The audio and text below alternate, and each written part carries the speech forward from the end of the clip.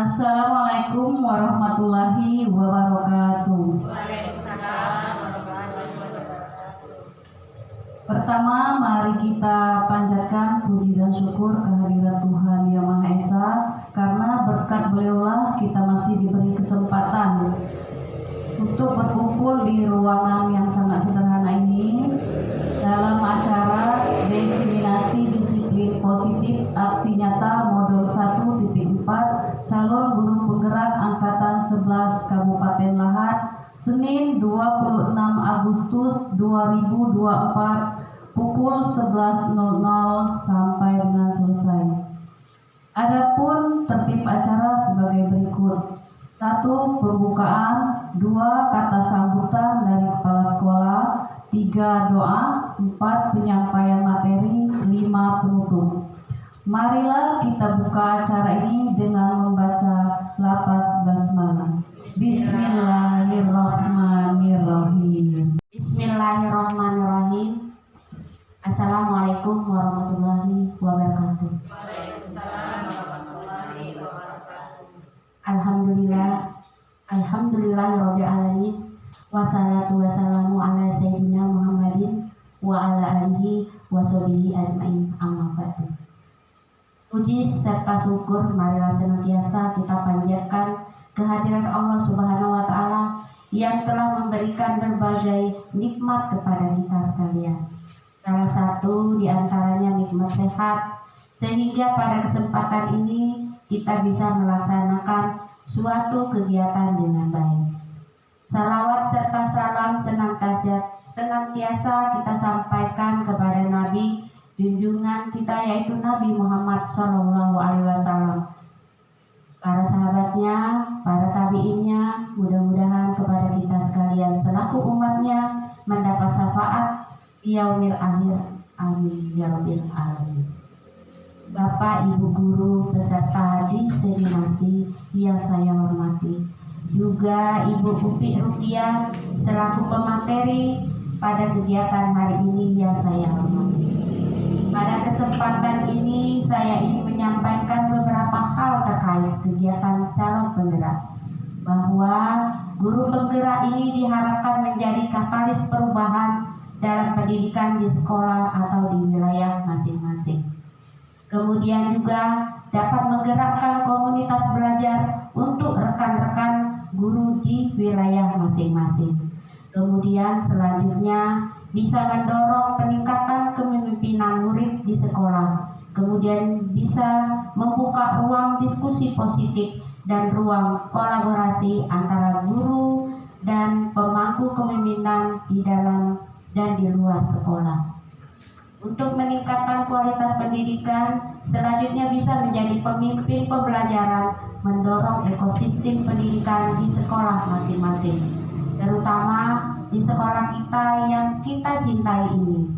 Sehingga saya selaku kepala sekolah sangat mendukung penuh terhadap kegiatan-kegiatan yang dilakukan oleh calon penggerak yang kita miliki. Sehingga saya mendorong kepada rekan-rekan guru yang lain untuk mengikuti kegiatan calon penggerak ini, untuk ke depan bisa mengikuti jejak rekan kita Ibu Upi Rukiah.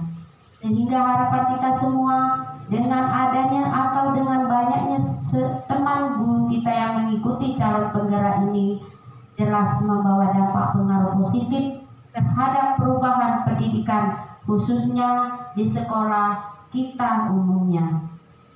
Sehingga harapan perubahan pendidikan ke depan bisa diwujudkan dalam aksi nyata oleh rekan-rekan kita yang menjadi calon guru penggerak. Sehingga kualitas pendidikan di negara kita umumnya, khususnya di satuan pendidikan kita, bisa tingkatkan dengan baik. Itu harapan kita semua. Baik Bapak Ibu semua peserta diseminasi hari ini, itu saja yang bisa saya sampaikan. Lebih kurang saya mohon maaf. Saya akhiri dengan wabillahi taufiq wal hidayah. Wassalamualaikum warahmatullahi wabarakatuh. Waalaikumsalam warahmatullahi wabarakatuh. Acara yang ketiga, doa. Marilah kita berdoa menurut keyakinan masing-masing. Berdoa mulai. Doa selesai. Assalamualaikum warahmatullahi wabarakatuh. Waalaikumsalam warahmatullahi wabarakatuh. Yang terhormat Ibu Rusnani selaku Kepala Sekolah SD Negeri 8 Pulau Pinang, yang juga saya hormati dan sayangi rekan-rekan guru dan staf SD Negeri 8 Pulau Pinang. Salawat beserta salam marilah kita sampaikan kepada Nabi junjungan kita Nabi Muhammad SAW. Allahumma sholli ala Sayyidina Muhammad wa ala ali Sayyidina Muhammad. Semoga kita semua tetap menjadi pengikut beliau dan mendapat syafaat kelak di yaumil qiyamah. Sebelum saya menyampaikan materi pada hari ini, izinkan saya mengucapkan terima kasih. Yang pertama, ucapan terima kasih kepada Ibu Rusnani selaku Kepala Sekolah karena telah memberikan izin melaksanakan kegiatan pada hari ini. Dan juga saya mengucapkan terima kasih kepada ibu-ibu yang berkesempatan hadir pada hari ini, yang telah meluangkan waktu di waktu istirahatnya untuk mendengarkan materi yang akan saya sampaikan pada hari ini. Saya juga mengucapkan minta maaf Bu karena sudah mengambil sedikit waktu istirahatnya. Ibu Kepala Sekolah dan rekan-rekan guru, staf-staf, sebenarnya kegiatan saya hari ini yaitu menyebarkan pemahaman dan penerapan pengalaman budaya positif. Ini merupakan salah satu tugas yang harus saya kerjakan sebagai komitmen mengikuti pelatihan guru penggerak. Nah, ini adalah salah satu tugas yang harus saya laksanakan. Jadi saya berdiri di sini bukan berarti saya paling pintar, bukan berarti saya paling bisa, tapi saya berdiri di sini satu untuk pemenuhan kewajiban sebagai peserta pelatihan guru penggerak. Selain itu juga saya ingin menyampaikan materi atau ilmu yang saya dapatkan selama lebih dari 2 bulan mengikuti pelatihan guru penggerak. Nah, hari ini kita akan belajar menyebarkan pemahaman dan penerapan pengalaman budaya positif oleh saya sendiri, Upi Rukia, calon guru penggerak angkatan 11 Kabupaten Lahat dari SD Negeri 8 Pulau Pinang.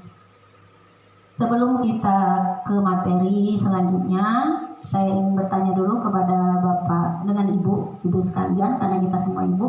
Nanya, ada yang kira-kira familiar dengan kalimat budaya? Ada yang tahu? Silakan Bu, kita berbagi ilmu, berbagi pengalaman. Ada yang bisa menanggapi Bu? Silakan. Assalamualaikum warahmatullahi wabarakatuh. Waalaikumsalam warahmatullahi wabarakatuh. Di sini saya mencoba menjawab pertanyaan Ibu Upi tadi masalah budaya positif. Masalah budaya positif yaitu cara hidup yang berkembang yang dimiliki dan sekelompok orang dan diwariskan ke generasi selanjutnya. Terima kasih. Ada yang lain Bu, kira-kira apa itu budaya? Ya. Jadi budaya adalah sesuatu yang sebenarnya kebiasaan, tapi kebiasaan itu berubah menjadi keharusan. Itu biasanya sebuah budaya. Kalau kita tambah positif berarti budaya yang baik. Jadi konteksnya pada ini budaya positif ini yang kita adakan yang ada di sekolah. Ya, contoh Bu, budaya positif yang ada di sekolah kita contohnya apa ya? Kira-kira? Kalau pagi-pagi kita ngapain anak setelah apel? Apa nak? Nyanyi lagu Indonesia Raya. Apalagi Bu? Sholawat Busro. Apalagi? Bersalaman. Nah, itu termasuk budaya positif. Itu kan menjadi kebiasaan yang akan kita lakukan secara terus menerus. Itu budaya positif. Kita ke materi. Selanjutnya, konsep inti dari budaya positif yang akan saya sampaikan itu ada 8. Yang pertama, perubahan paradigma belajar. Yang kedua, disiplin positif. Yang ketiga, nilai-nilai kebajikan. Yang keempat, kebutuhan dasar manusia. Yang kelima, motivasi perilaku manusia. Yang keenam, posisi kontrol guru. Yang ketujuh, keyakinan kelas. Yang kedelapan, yaitu segitiga restitusi. Kita ke yang pertama, yaitu perubahan paradigma belajar. Perubahan, kalau mendengar kata perubahan, berarti kita mengetahui bahwa berarti ada yang berubah. Apa yang berubah? Berubah paradigma. Apa itu paradigma? Paradigma artinya pemikiran. Kalau kira-kira apa ya bedanya antara paradigma lama dengan paradigma baru? Kalau paradigma lama, teacher center. Kalau pembelajaran baru, student center. Ada yang bisa berbagi, Bu, apa itu teacher center? Silakan, Ibu yang akan berbagi. Silakan, Bu Nita. Assalamualaikum warahmatullahi wabarakatuh. Waalaikumsalam warahmatullahi wabarakatuh. Di sini saya mencoba untuk menjawab pertanyaan dari Ibu Rukia tentang teacher center. Menurut saya, teacher center itu adalah pembelajaran yang berpusat pada siswa. Teacher center, Bu. Yang mana? Teacher center, maaf ya. Teacher center itu adalah berpusat pada guru, ya, lain dengan student center tadi. Kalau yang kedua, pembelajaran yang paradigma baru, student center, ada yang bisa berbagi? Silakan, Bu Pera.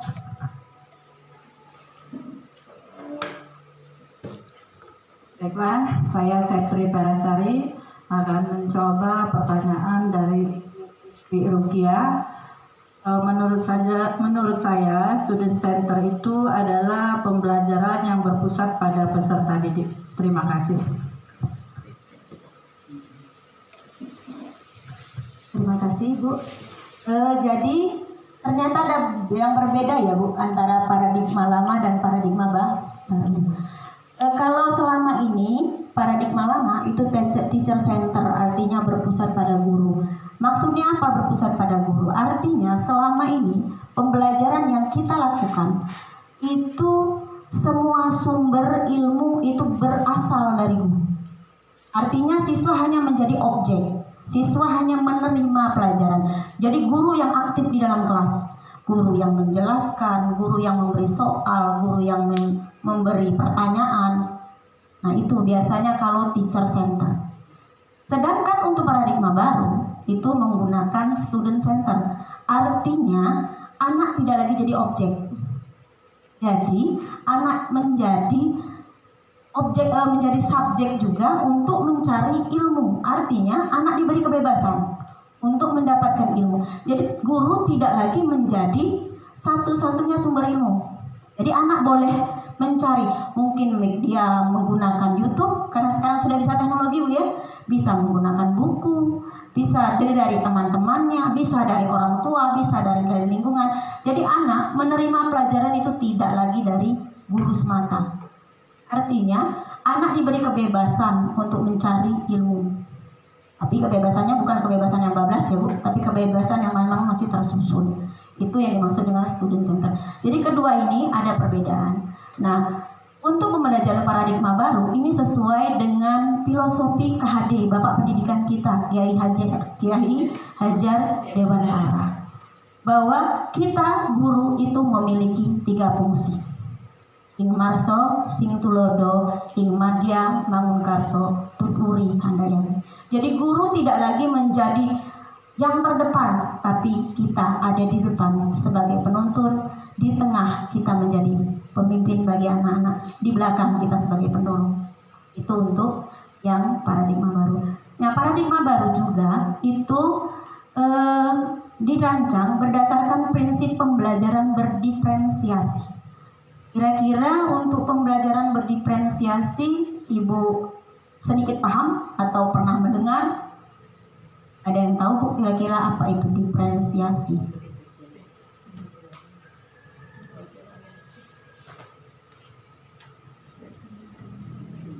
Silakan Ibu Rus.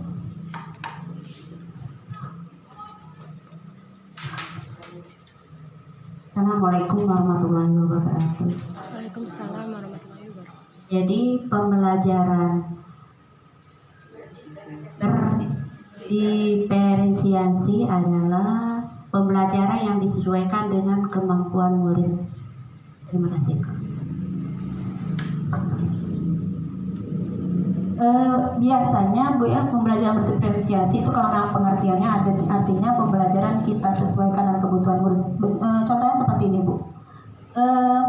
Mungkin kalau kita selama ini kita belajar tentang misal Pancasila. Kita mengenalkan anak Pancasila biasanya dengan seperti apa? Kita langsung kan, nah Pancasila tuh ini, sila pertama ini, sila kedua ini, sila ketiga ini, sila keempat ini. Tapi terkadang juga kita menyuruh anak menghafal Pancasila 1 sampai dengan 5. Nah kalau di pembelajaran berdiferensiasi itu kita guru dituntut untuk memahami kebutuhan anak. Karena tidak semua anak itu sama. Ada anak yang mungkin hafal Pancasila itu dengan bernyanyi. Nah, atau anak yang bisa dengan menonton video. Ya, atau anak yang bisa dengan bermain. Nah, jadi dengan pembelajaran berdiferensiasi, kita sebagai guru dituntut untuk mencari cara supaya anak lebih memahami materi pelajaran dengan berbagai cara. Jadi tidak dengan satu cara, tapi berbagai cara. Saya sesuai dengan kalimatnya. Diferensiasi itu berarti kita memberikan anak kesempatan untuk mengetahui sesuai dengan kemampuannya. Ya Bu, lanjut. Sehingga setiap siswa belajar sesuai dengan kebutuhan dari tahap perkembangannya untuk mewujudkan profil pelajar Pancasila. Familiar ya Bu dengan profil pelajar Pancasila? Ya, profil pelajar Pancasila yang pertama apa Bu? Apa? Ketuhanan. Apa? Apa Bu Vera? Beriman dan bertakwa dan berakhlak mulia. Terus yang kedua? Mandiri. 3 gotong royong. 4 berkebinekaan global. Yang terakhir bernalar kritis. Ya tuh kelas Ibu Vera kan sering nyanyi biasanya ya. Nah Bapak Ibu, jadi pembelajaran berdiferensiasi kita yang pertama itu harus mewujudkan profil pelajar Pancasila. Yang pertama, apa maksud dari peserta didik menjadi beriman, bertakwa kepada Tuhan Yang Maha Esa, dan juga berakhlak mulia. Ini artinya kita menginginkan siswa kita setelah dia atau pas ketika proses pembelajaran, dia tidak lepas dari Tuhannya. Dan juga siswa itu tetap bertanggung jawab sesuai dengan kewajibannya. Dan tak lupa juga kita juga berharap bahwa dengan pembelajaran yang kita berikan, siswa tetap memiliki akhlak. Yang kedua, yaitu berkebinekaan global. Artinya apa? Dengan belajar berkebinekaan global, pembelajaran berdiferensiasi tadi, artinya anak kan dia macam-macam Bu tadi. Ada yang belajarnya dengan audio, ada yang belajar dengan visual, ada belajar dengan kinestetik. Artinya dia bisa memahami teman-temannya. Artinya dia tidak lagi, kau tidak bisa, kau tidak bisa, kau tidak bisa. Artinya dia bisa, oh ternyata setiap orang itu memiliki perbedaan. Dan perbedaan itu tidak menjadi perpecahan. Ya, selanjutnya bergotong royong. Nah, bergotong royong ini artinya anak-anak berkolaborasi dalam menyelesaikan sesuatu. Contohnya, misalnya kita libatkan dalam P5 ya Bu. Nah, P5 itu kan ada yang bergotong royong. Atau misal dalam pembelajaran anak dalam kerja kelompok. Nah, kalau dalam kerja kelompok itu maunya di pembelajaran berdiferensiasi itu anak tidak lagi berkelompok sesuai dengan kemauannya. Tapi kita mengelompokkan anak sesuai, kita satukan atau kita gabungkan beberapa kemampuan anak. Dan biarkan mereka dalam kelompok itu mereka bergotong royong untuk saling membantu. Ya, lanjut kreatif. Nah, dari kreatif juga pembelajaran berdiferensiasi artinya anak kita beri kesempatan untuk berimajinasi, untuk berkreativitas. Misalnya nanti pas P5 itu kan kita biasa menggunakan proyek ya Bu, akan menghasilkan proyek. Nah ini kita membiarkan anak untuk menghasilkan hasil proyek sesuai dengan keinginan mereka. Ya. Lanjut, bernalar kritis artinya anak dibiasakan untuk menyelesaikan masalah. Jadi kita biarkan anak untuk menyelesaikan masalah. Yang selanjutnya mandiri, artinya anak kita biasakan untuk menyelesaikan tugasnya. Jadi jangan sedikit-sedikit dibantu. Boleh kita bantu, tapi jangan keseluruhan. Ibaratnya kita hanya memberikan kail, tapi bukan memberikan ikan. Itu akan memancing anak untuk lebih memahami. Itu ya, untuk perubahan paradigma. Next. Kita ke miskonsepsi tentang teori kontrol. Ya, ada beberapa macam situ tentang teori kontrol. Yang pertama, ilusi guru mengontrol murid. Apa Bu yang dimaksud dengan ilusi? Bu Epi, kira-kira apa itu ilusi?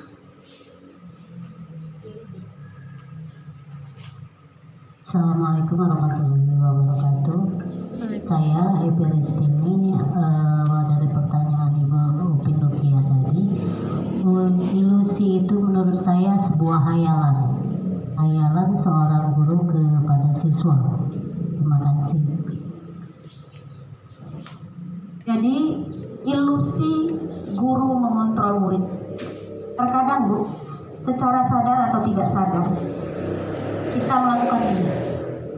Contoh, ketika anak melakukan kesalahan, biasanya apa yang kita lakukan? Langsung marah kan? Secara sadar tidak sadar saya pun melakukan. Begitu anak melakukan kesalahan, kita harus langsung marah. Kenapa? Karena di pikiran kita marah, anak pasti nurut. Benar kan Bu? Biasanya itu yang kita lakukan. Karena kita berpikir pasti anak itu kalau sudah kita marahi pasti berubah. Ya, mungkin besok berubah, mungkin atau besoknya lagi dia berubah. Tapi sadar nggak Bu? Kira-kira benar nggak dia itu berubah karena kita marahi? Yakin nggak Bu? Karena kita marahi dia berubah? Kenapa tidak? Kenapa Bu? Kira-kira begitu kita marahi ternyata mungkin berubah sehari 2 hari, tapi ternyata seminggu kemudian mengulang. Nah, kira-kira kenapa Bu? Bingung ya Bu? Itu setelah kami belajar di Guru Penggerak, ternyata itu semua ilusi Bu, semua hayalan kita. Ternyata yang bisa mengubahnya itu motivasi anak dari dalam dirinya, bukan karena kita. Jadi kalau kita misal marah, kamu ini buang sampah sembarangan terus, mungkin besok nurut, tapi percayalah seminggu kemudian ulang lagi. Itu semua karena dia belum ada motivasi dalam dirinya. Ya, yang selanjutnya ilusi bahwa semua penguatan positif itu efektif dan bermanfaat. Ibu ada yang bisa memberikan contoh Bu, penguatan positif itu yang seperti apa Bu? Penguatan positif. Misalnya saya beri contoh seperti ini. Ibu misalnya melihat anak yang rapi. Nah, biasanya Ibu Marga akan berkomentar seperti apa kalau melihat anak yang rapi? Wah, keren sekali. Kira-kira apa yang akan terjadi pada anak? Merasa senang, merasa bahagia. Nah, itu ya Bu. Terkadang secara sadar tidak sadar kita berpikir bahwa yang kita berikan itu efektif dan bermanfaat. Coba Ibu Marda hari ini memuji, besoknya dia berpakaian rapi, dia tidak dipuji, gimana reaksinya? Akan bereaksi seperti apa dia? Akan menuntutkah? Pasti tidak dia menuntut. Ibu, ngapa aku tidak dipuji hari ini? Bisakah kalimat itu keluar dari mulutnya? Bisa. Kenapa? Karena sebenarnya motivasi dia cantik, dia pintar, itu karena dipuji, bukan karena dari dalam dirinya. Ya. Lanjut, yang selanjutnya, ilusi bahwa kritik dan membuat rasa bersalah mampu menguatkan karakter. Sering Bu ya, saya pun sering melakukan ini. Sama-sama kita belajar. Kita sering mengkritik anak kan Bu? Gimana Bu? Sekarang saya mau tanya, perasaan ibu ketika dikritik gimana Bu? Misal, Ibu Pia Sarini ngapa nggak pakai lipstick? Nah, mau perasaan Ibu Pia? Kalau seandainya itu saya tanyakan, langsung to the point. Gimana perasaan Ibu Pia? Gimana ya? Tidak senang kan? Senang. Tidak senang. Biasa mati tidak. Nah, sadar atau tidak sadar, itu yang dirasakan anak Bu. Ya, itu yang anak rasakan. Mungkin kita berpikir, kalau kita langsung marah atau kita langsung menyalahkan anak, kita berpikir pasti berubah.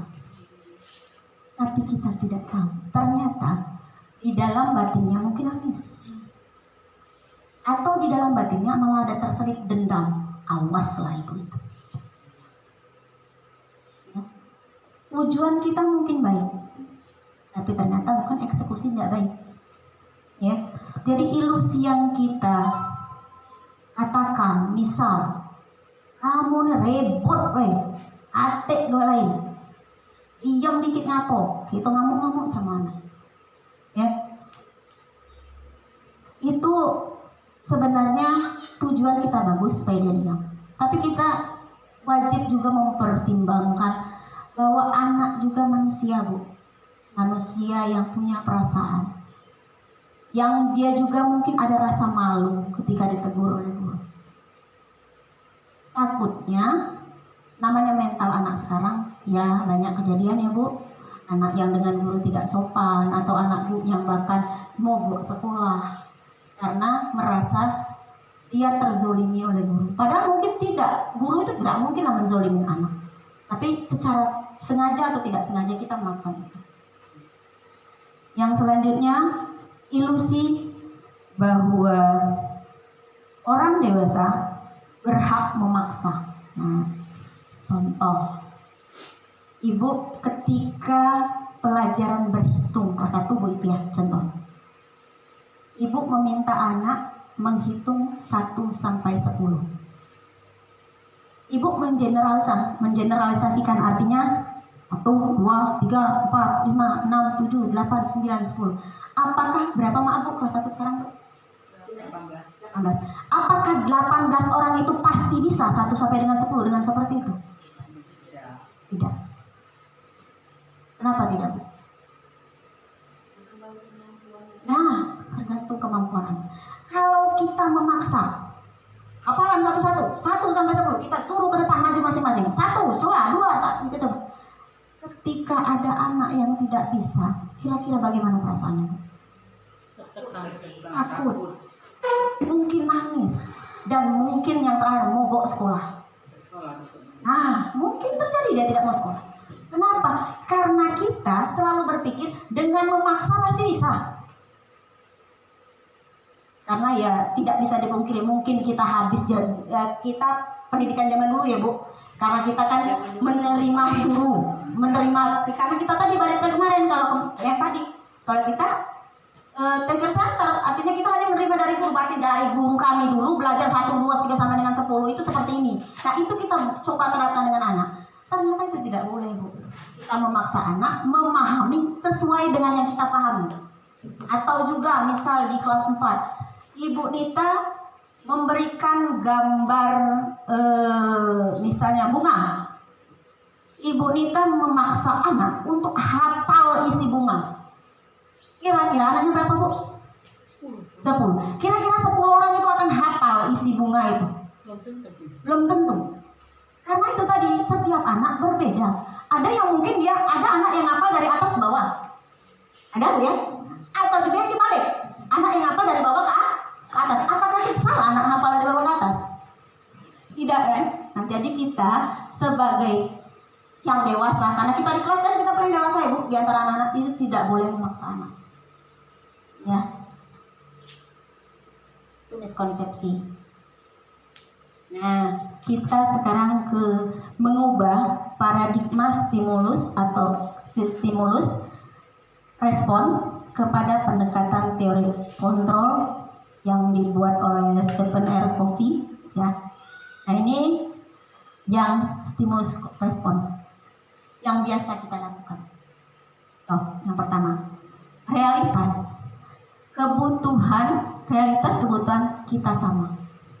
Kita selalu berpikir sama ya Bu, bahwa anak itu perlunya bisa membaca, benar Bu? Benar.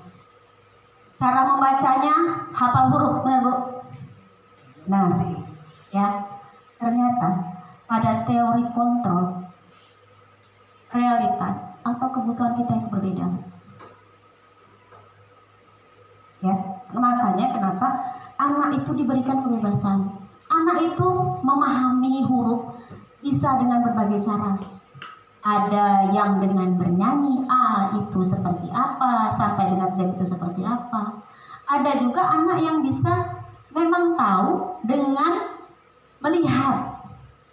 Atau juga anak juga yang bisa tahu dengan gerakan.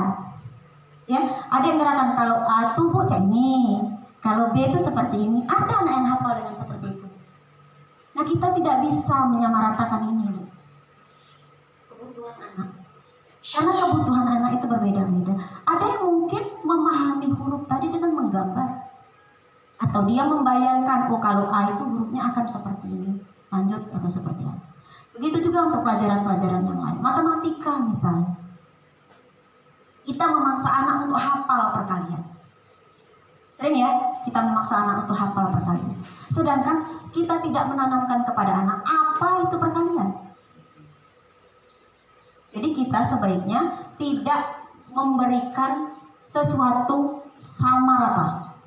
Artinya kita memberikan kebebasan untuk anak untuk memahami kebutuhan mereka. Jadi mereka yang akan mencari. Ya, lanjut. Yang kedua, semua orang melihat hal yang sama. Itu yang kita pikirkan. Contoh, kita mengharapkan bahwa upacara bendera itu mendisiplinkan anak. Gambaran itu Bu ya. Gambaran kita seperti apa? Anak siap, baris, hormat, diam. Gambaran kita. Ternyata setiap orang memiliki gambaran yang berbeda. Gambaran di anak mungkin tidak Bu. Apa dia upacara itu? Tegak, baris, hormat, tak selesai-selesai. Dengar ibu cerita. Di gambaran anak berbeda. Mungkin kita perlu pendekatan yang lain untuk itu. Ya, lanjut. Kita mencoba mengubah orang agar berpandangan sama dengan kita. Sama tadi. Kita meminta anak untuk memahami pelajaran sesuai dengan kemauan kita. Tadi bunga tadi contohnya. Pokoknya ibu kasih bunga, kalian pahami, kalian ketahui urutannya dari bawah ke atas, tidak boleh diacak. Ternyata pendekatan teori kontrolnya itu kita yang seharusnya berusaha untuk memahami orang lain tentang dunia. Artinya kita berusaha memahami anak.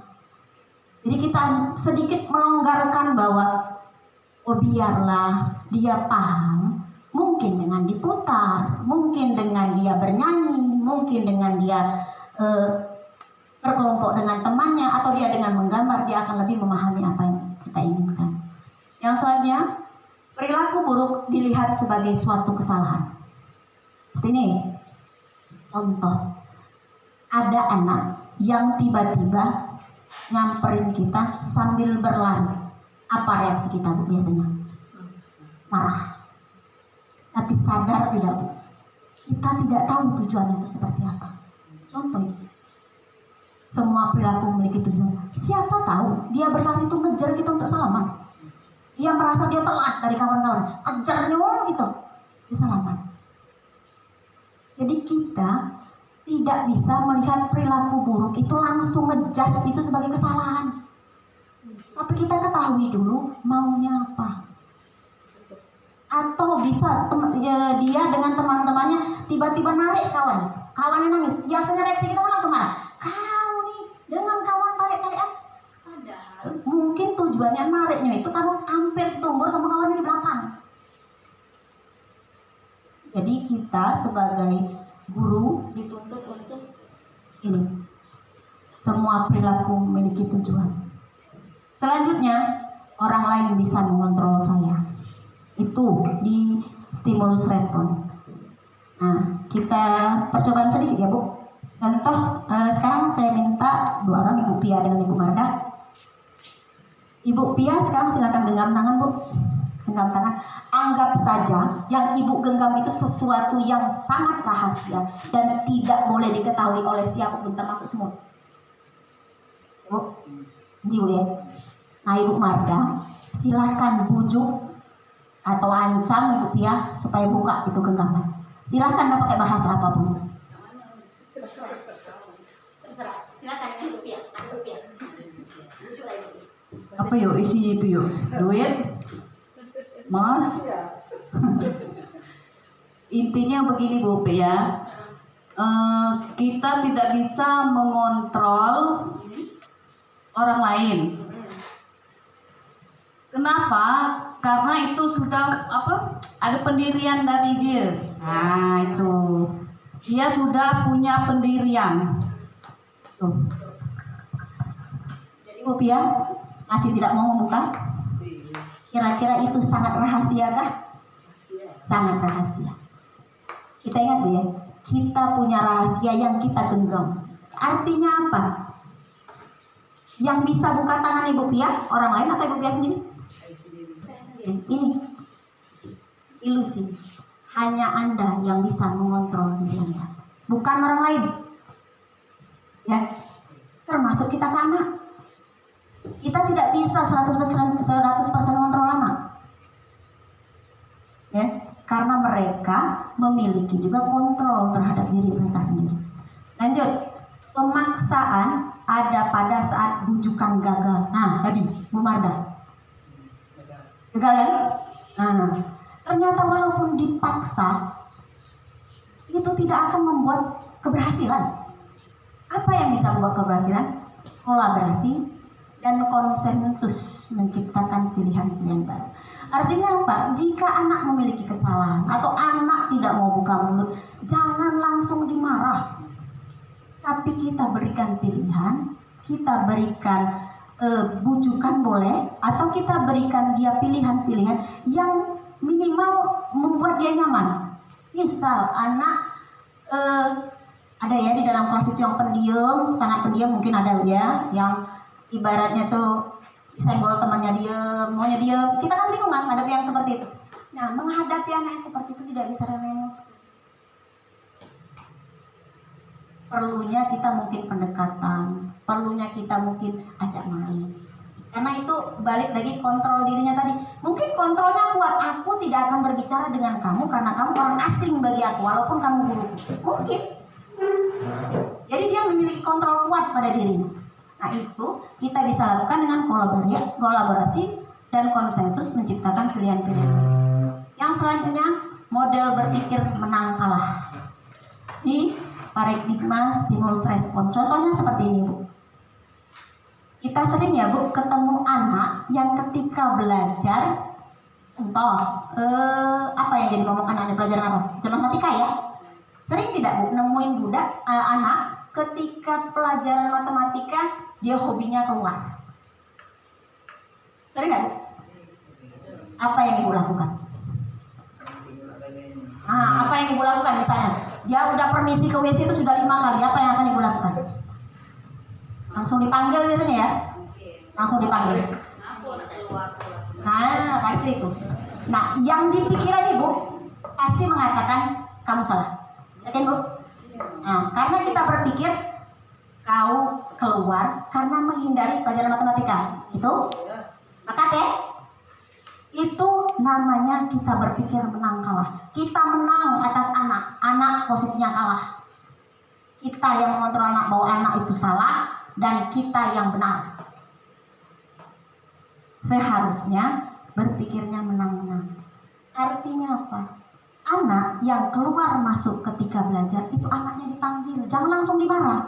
Dipanggil. Permasalahannya itu di mana? Apakah mungkin anak itu memang beser? Ada beser ya, artinya anak memang bawaannya kencing terus. Apakah kita harus marah dengan orang yang punya penyakit itu?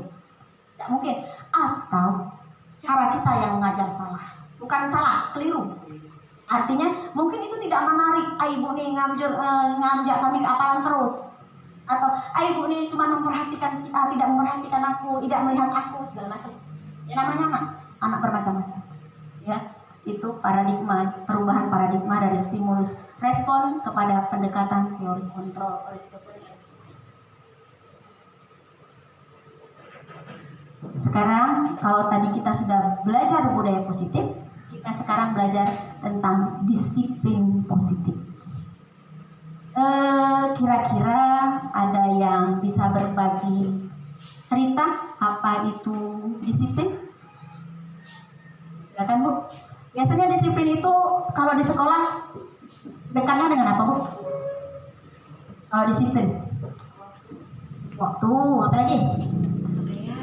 Hah? Pakaian, apa lagi Bu? Biasanya itu gabungan kemana Bu? Ke peraturan atau tata tertib sekolah. Sekarang sebenarnya apa sih Bu tujuan kita disiplin tuh Bu? Supaya apa biasanya? Kenapa kita mau mendisiplinkan anak? Capek kemudian disiplinkan anak kan Bu? Kira-kira kenapa kita mau mendisiplinkan anak? Apakah yang penting mereka takut dengan kita? Atau adakah tujuan yang tersembunyi di lubuk hati kita yang terdalam tentang disiplin? Kenapa kita membiarkan atau memaksa anak untuk disiplin?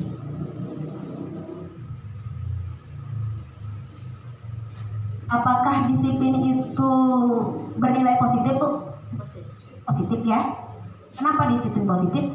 Karena tujuan dari disiplin itu biasanya tanggung jawab. Nah, itu keinginan kita supaya anak belajar untuk bertanggung jawab.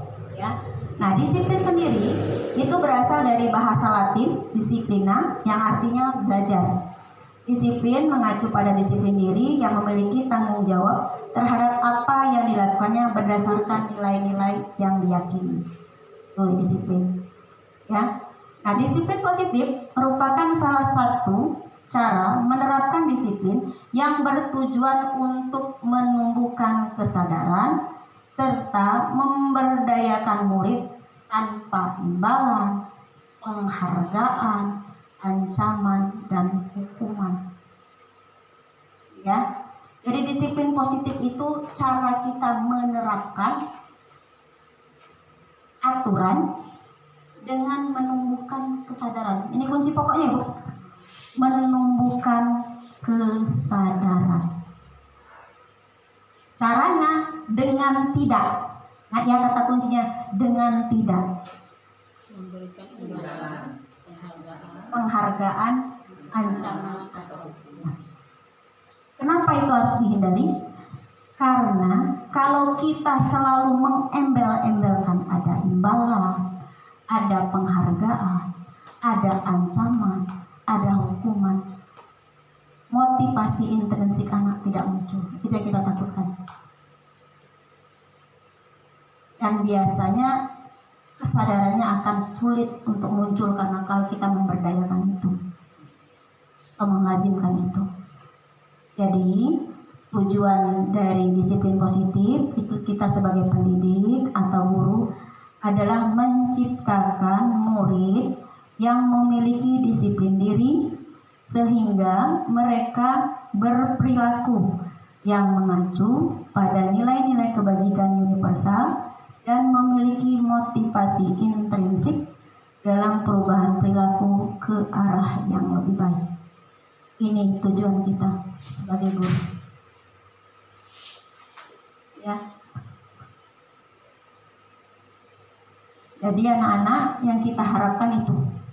Jadi anak-anak itu memiliki disiplin dirinya itu diawali dari diri dia sendiri, bukan dari kita. Berat ya Bu? Kalimatnya berat. Seberat itulah tanggung jawab kita kepada anak. Itu untuk disiplin positif. Sampai sini kira-kira. Lanjut kita? Lanjut ya. Next. Nah, ini nilai-nilai kebajikan. Nilai-nilai kebajikan adalah nilai-nilai yang disepakati bersama dari suku, bangsa, agama, bahasa, maupun latar belakang. Jadi nilai-nilai yang disepakati bersama lepas dari. Jadi melakukan nilai-nilai kebajikan itu tidak memandang suku, bangsa, agama, bahasa, maupun latar belakang. Ini ada beberapa contoh nilai kebajikan dari institusi organisasi. Yang pertama, profil pelajar Pancasila. Yang tadi ya Bu, ada 6. Ada yang menurut IBO Primary Years Program, PYP, itu ada 1, 2. Ada 11, ya. Sedangkan menurut petunjuk atau seumur hidup, keterampilan hidup, lifelong witness and life skill, itu juga ada. Ya. Nah, sebenarnya ada 5, saya hanya mengambil 3. Nah, ini nilai-nilai kebajikan yang ingin kita terapkan ke anak. Sebenarnya intinya itu hampir sama ya Bu. Contohnya ini beriman, kan ada toleransinya, masih bisa menyambung, integritas. Jadi intinya bahwa nilai-nilai kebajikan yang kita ingin terapkan ke anak itu mereka mau melakukan sesuatu terlepas dari, ya, tidak memandang siapa temannya, agamanya apa, keadaannya seperti apa.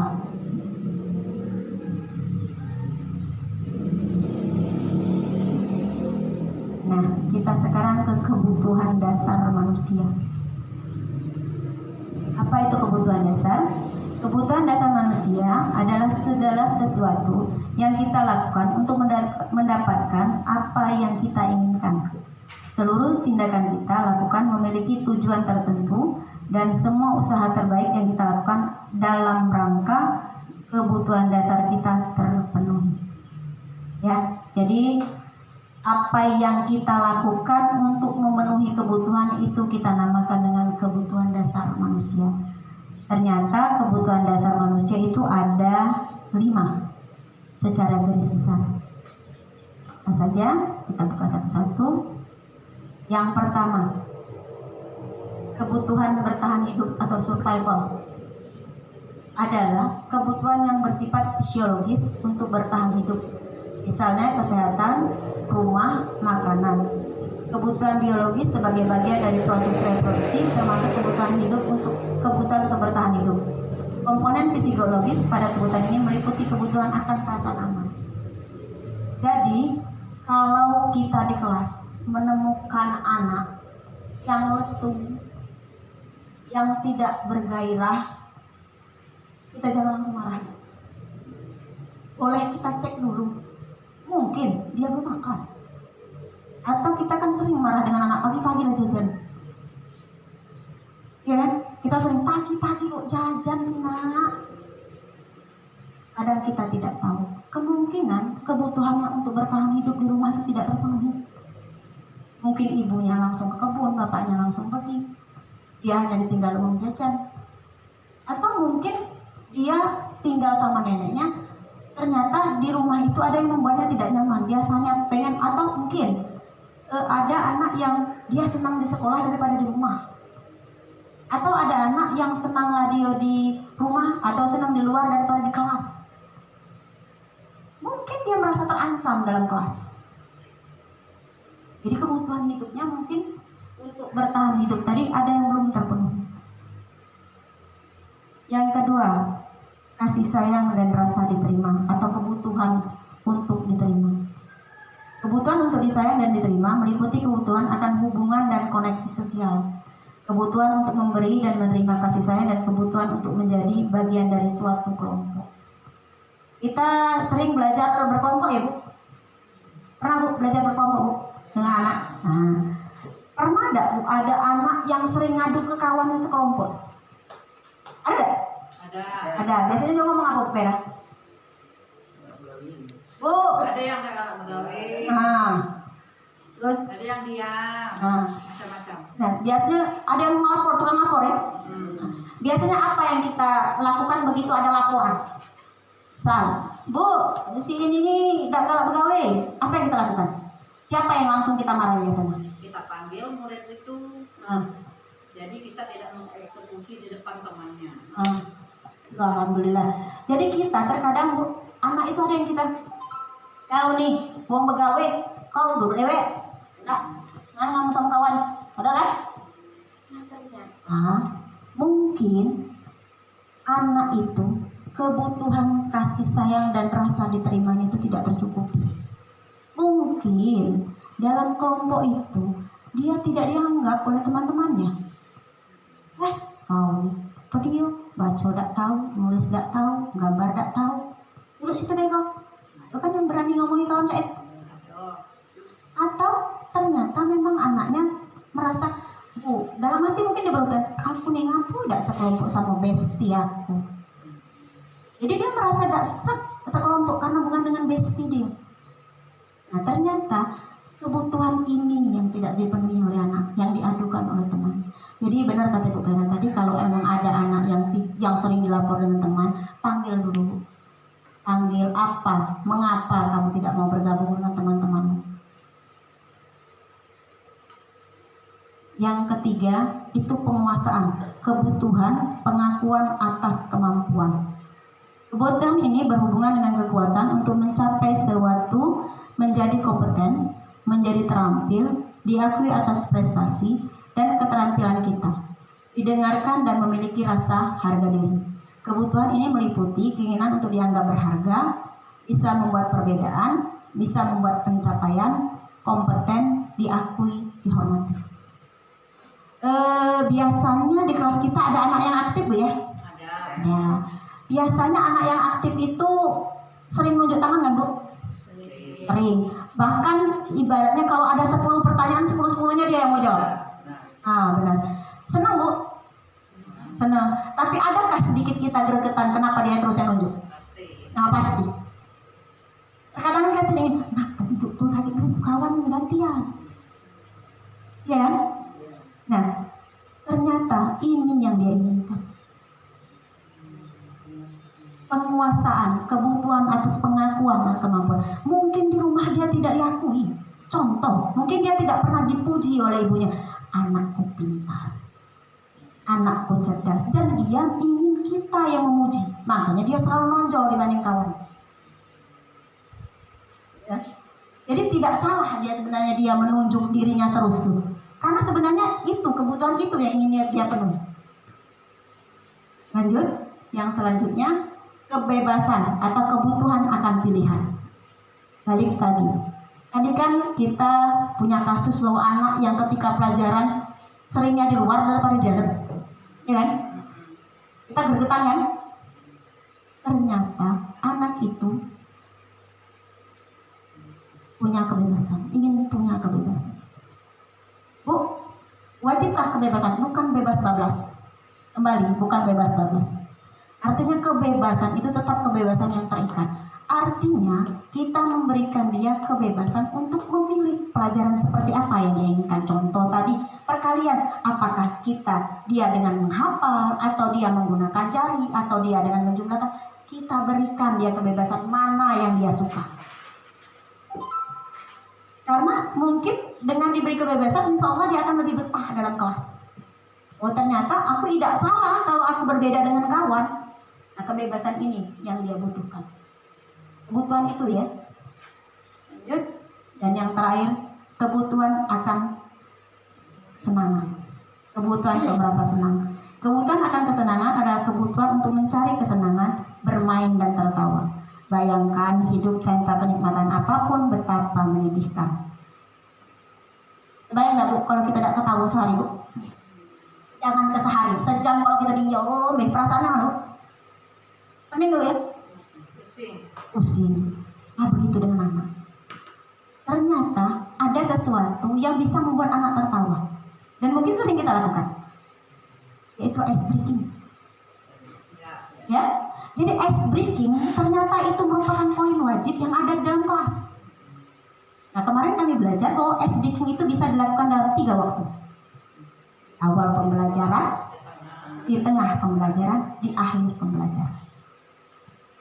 Ice breaking susah-susah, tidak harus susah. Yang penting anak itu tertawa. Bayangkan saja Bu, kita ajak anak itu melompat saja, pasti dia tertawa. Karena dia tertawa, mungkin kawannya yang seharusnya dia melompat ke depan, dia melompat ke belakang. Ini dia tidak akan malu, tertawa paling. Aku salah aja paling. Paling enggak anak itu membuat mereka dengan ice breaking tadi, mereka tertarik dengan belajar. Ya, jadi kebutuhan dia akan kesenangan itu akan terpenuhi. Memang kesannya ya Bu, kalau kita memberikan ice breaking itu membuat anak ribut dalam kelas. Tapi ternyata keributan itu yang menjadi sumber dari keberhasilan pembelajaran. Justru kelas yang senyap itu merupakan pembunuh berdarah dingin dalam sebuah proses pembelajaran. Biasanya kalau kelasnya sudah senyap, itu pilihannya cuma dua. Gurunya yang terlalu killer, atau kelas itu sudah tidak ada orangnya. Itu pilihannya. Tapi kalau di kelas itu ribut, tapi ributnya bukan ribut berkelahi ya Bu, tapi ribut dalam proses pembelajaran, artinya kelas itu hidup. Itu akan memancing anak nyaman dalam kelas. Ya, itu merupakan 5 kebutuhan dasar anak, kebutuhan dasar manusia yang wajib kita penuhi. Nah, ini motivasi perilaku manusia. Nah, ini tadi Bu ya, yang tadi saya katakan ada intrinsik atau internal, ada extrinsik atau eksternal. Jadi motivasi perilaku kita ada yang dari luar dan ada yang dari dalam. Yang dari dalam, yang dari luar, yang pertama menghindari ketidaknyamanan atau hukuman. Atau bisa juga untuk mendapatkan imbalan atau penghargaan. Kira-kira motivasi anak untuk saat ini gimana Bu? Di kelas ibu lah, di kelas ibu masing-masing. Untuk sementara ini motivasi anak gimana Bu?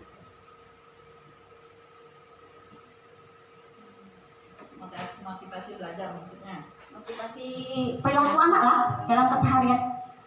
Masih banyak, lebih banyak di eksternal atau di internal? Mungkin seimbang. Jadi kelas ibu Pera seimbang, mungkin yang lain? Ini lebih banyak di mana? Anak kita sekarang, posisi anak kita sekarang. Eksternal ya. Mayoritas eksternal. Ya. Terkadang itulah tadi. Ternyata anak mau rapi, anak mau nurut, anak buang sampah, itu terkadang karena adanya dua. Bisa karena hukuman, bisa karena minta untuk diberikan imbalan. Ya, jadi contohnya seperti ini, anak yang terlambat, atau bukan terlambat, anak yang pas upacara dia standby duluan, ya kan? Anak yang itu begitu belum mulai dia sudah datang. Kita kan tidak tahu apa yang mendasari dia datang cepat. Satu, mungkin dia merasa daripada kena marah, aku duluan, atau mungkin aku datang duluan biar dipuji Bu. Ya. Itu kembali ke kita sendiri, kita pribadi. Kita datang ke sekolah pagi-pagi, kita tidak tahu motivasi apa yang kita lakukan. Yang tahu kan kita, contoh, datang pagi. Kita datang pagi itu karena apa? Apakah takut ditegur oleh kepala sekolah? Atau kita mau dipuji oleh kepala sekolah? Itu yang bisa tahu itu kan kita. Nah, itu juga dengan anak. Dan sebenarnya keinginan dari proses pembelajaran itu kesini Bu, untuk menghargai diri sendiri. Artinya anak datang pagi itu bukan minta dipuji, bukan untuk menghindari hukuman, tapi memang tahu, oh aku datang pagi berarti aku menjalankan kewajibanku sebagai pelajar. Gak peduli aku mau dipuji atau tidak dipuji, aku datang pagi. Dipuji atau tidak dipuji, aku piket. Dipuji atau tidak dipuji, aku tetap menjalankan PR. Itu motivasi itu yang kita inginkan. Atau kita sebagai guru, ada atau tidak adanya kepala sekolah, aku tetap datang pagi. Ada atau tidak adanya kepala sekolah, aku tetap melakukan apa yang menjadi kewajibanku. Itu yang diinginkan dari motivasi perilaku manusia sebenarnya ke sebelah kanan, ke sebelah kiri kita ya. Artinya motivasi intrinsik. Itu yang lebih kita inginkan sebenarnya. Ya.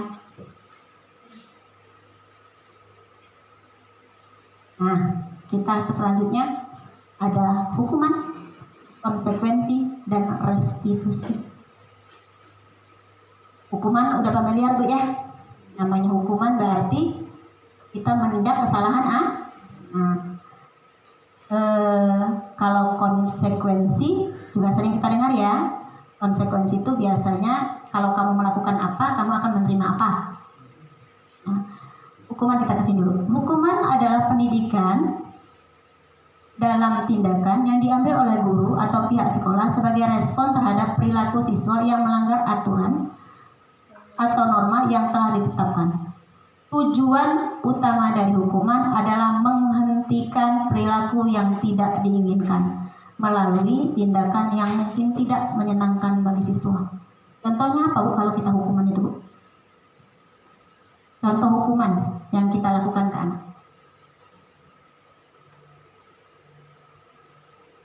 Apa yang kita lakukan? Suruh buang sampah. Nah, itu ya. Kalau sekarang ke konsekuensi.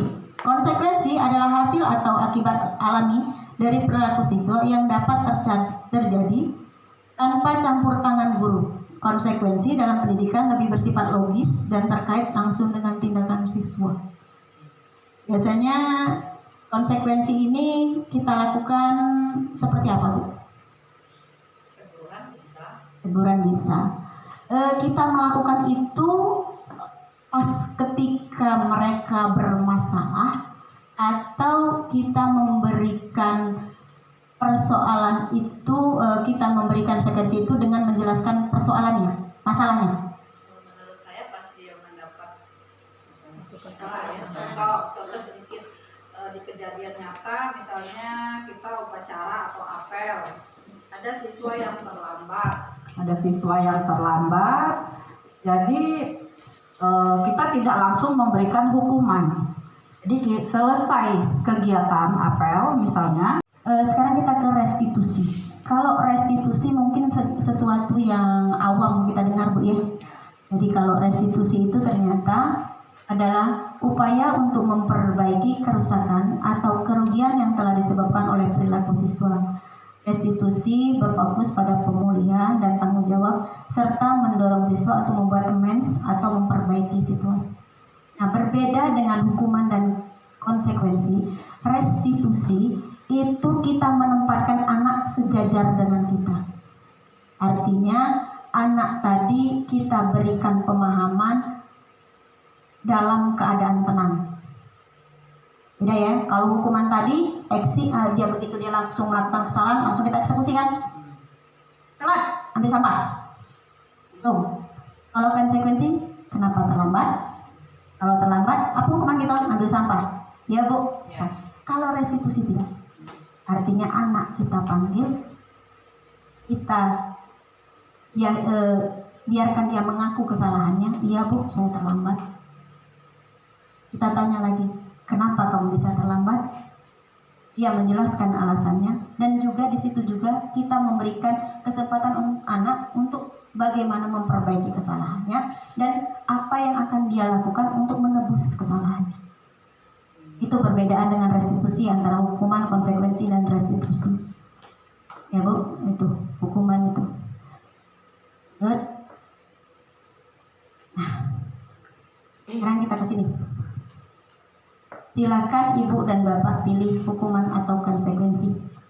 Mencatat 100 kali dalam buku kalimat "Saya tidak akan terlambat lagi karena terlambat sekolah." Itu hukuman atau konsekuensi Bu? Hukum. Lari mengelilingi lapangan basket 2 kali karena terlambat hadir di sekolah. Karena satu arah ya Bu. Lanjut.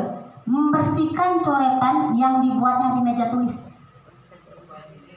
Konsekuensi. konsekuensi karena dia melakukan aksi. Nah, lanjut. Berdiri di depan kelas sambil mengangkat kaki satu karena tidak menjawab pertanyaan. Hukuman. Lanjut. Murid diminta push up karena tidak menggunakan masker di sekolah. Hukuman. Menggantikan kertas tugas teman yang dicoret-coret. Konsekuensi. Lari mengelilingi lapangan basket sebanyak 2 kali karena terlambat 10 menit pelajaran PJOK. Konsekuensi.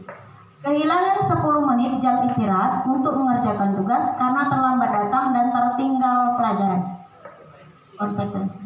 Bisa bedain Bu ya. Jadi kalau dia hukuman berarti dia hanya satu arah, sedangkan konsekuensi berarti dia berupa dua arah. Jadi anak melakukan kesalahan dan baru kita tindak.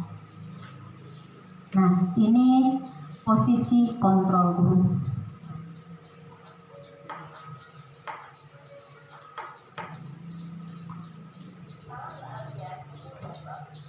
Untuk lebih paham kita ke nonton video dulu ya.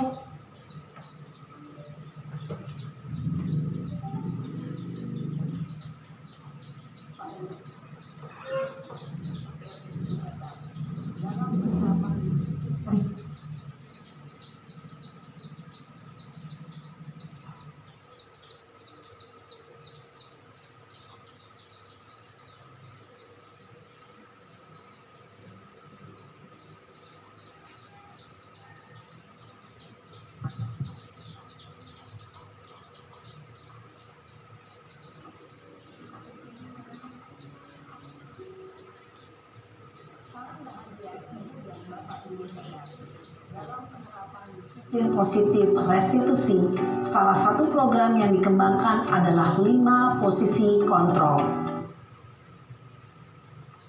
5 posisi kontrol dalam restitusi adalah proses perjalanan seorang pendidik agar dapat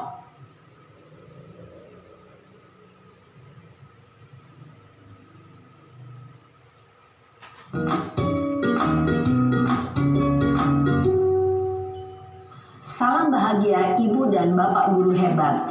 Dalam penerapan disiplin positif restitusi, salah satu program yang dikembangkan adalah 5 posisi kontrol.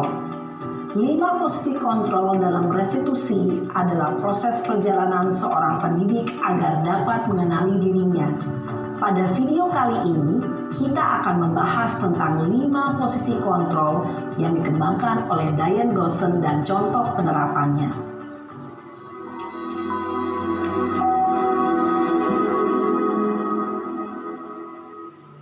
5 posisi kontrol itu adalah 1. Posisi penghukum, 2. Posisi pembuat merasa bersalah, 3. Posisi teman, 4. Posisi pemantau atau monitor, dan 5. Posisi manajer. Untuk lebih memahami kelima posisi tersebut, mari kita saksikan kasus Naren yang terlambat hadir 20 menit di sekolah dan melihat bagaimana kelima posisi kontrol dalam menghadapi masalah tersebut.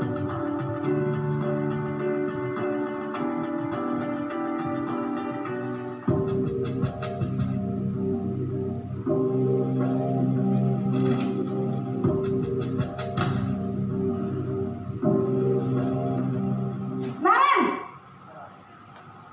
Sini kamu! Selamat pagi, Bu. Selalu terlambat.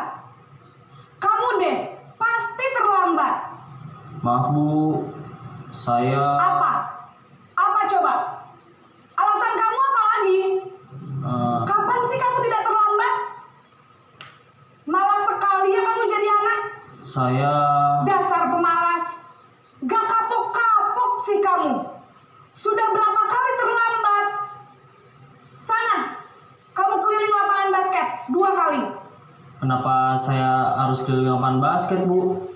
Kenapa? Kamu melawan ibu? Berani-beraninya jawab. Sudah terlambat, masih berani jawab pula. Sekarang, keliling lapangan basket 5 kali sekalian. Biar kapok. Cepat. Pergi sana ke lapangan basket. Posisi penghukum biasanya berbicara dengan nada tinggi, menghardik, menunjuk-nunjuk, menyakiti, dan menyindir. Hukuman bisa berupa fisik maupun psikis. Ibu dan bapak guru hebat. Dampak yang terjadi pada murid ketika guru berada pada posisi penghukum adalah murid cenderung akan memberontak, bahkan menyimpan dendam.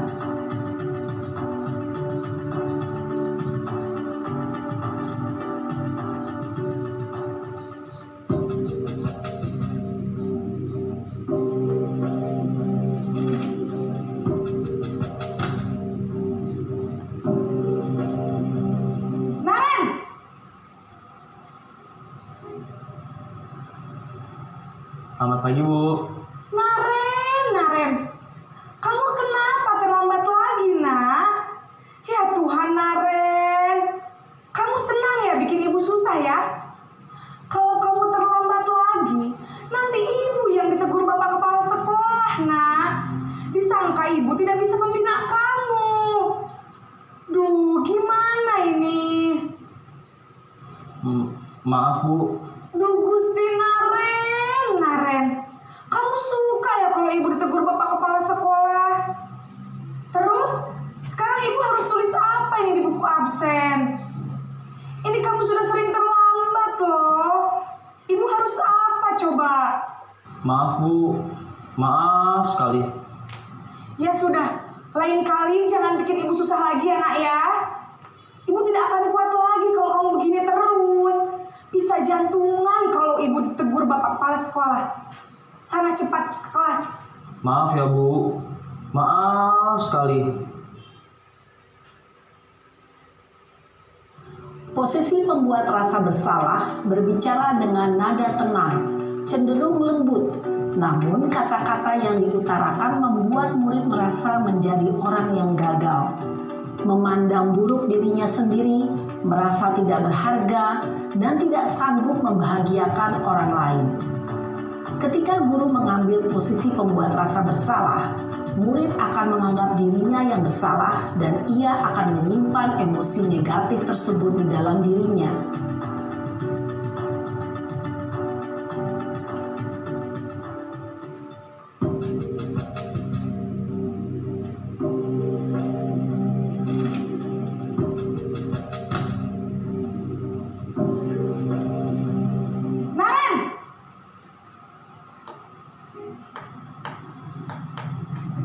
Selamat pagi, Bu. Wah, sudah jam berapa ini, nak? Terlambat lagi ya, sayang? Iya, Bu. Habis ibu saya lupa bangunkan saya, Bu. Kamu malah menyalahkan ibu kamu. Kamu bukannya anak yang larinya paling kencang. Kok terlambat sih? Iya, Bu. Saya memang terlambat bangun tadi. Jadi, biarpun saya lari kencang, tetap gak kekejar, Bu. Ya sudah sana, nanti lain kali larinya lebih kenceng lagi ya, biar gak terlambat lagi. Bikin seneng ibu, demi ibu. Bisa kan? Bisa lah, Bu. Ya sudah sana masuk kelas, ibu beresin urusan absen kamu.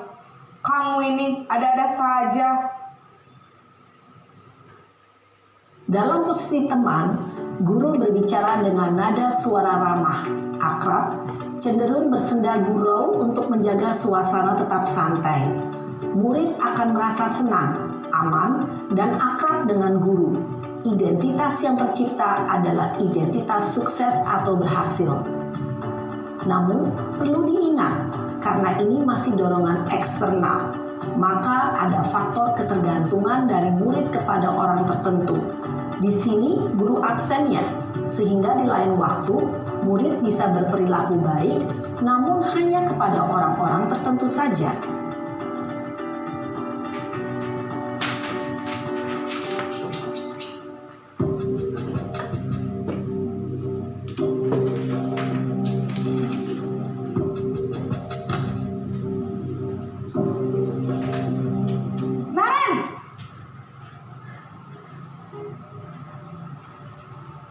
Selamat pagi, Bu. Naren, apa peraturan sekolah kita tentang jam berapa kita harus masuk sekolah, nak? Kita harus di sekolah jam 7, Bu. Iya betul, sekarang sudah jam 7.20. Naren sudah tahu konsekuensinya jika terlambat hadir. Paham, Bu. Saya harus tinggal kelas pas jam istirahat selama 20 menit. Iya benar, konsekuensinya demikian. Jadi nanti jam 9.30 pas istirahat, kamu harus tinggal di kelas, kerjakan tugas tambahan untuk ketertinggalan kamu, ya? Baik, Bu. Posisi pemantau mengandalkan penghitungan atau data untuk mengontrol murid. Guru mengarahkan murid berdasarkan peraturan dan konsekuensi. Seorang pemantau menunjukkan bahasa tubuh dan ekspresi wajah yang datar dan cenderung formal.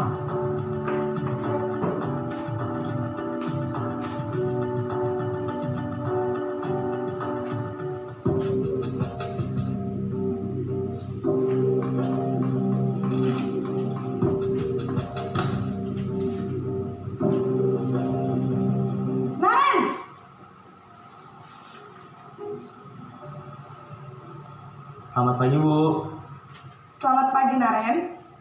Maaf, Bu. Saya terlambat. Iya, sekolah masuknya jam 7, sekarang sudah jam 7.20. Jadi sekarang bagaimana ini, Naren? Maaf, Bu. Saya lupa setel alarm saya semalam. Baiklah, menurut kamu, keyakinan sekolah yang mana yang perlu kamu tingkatkan?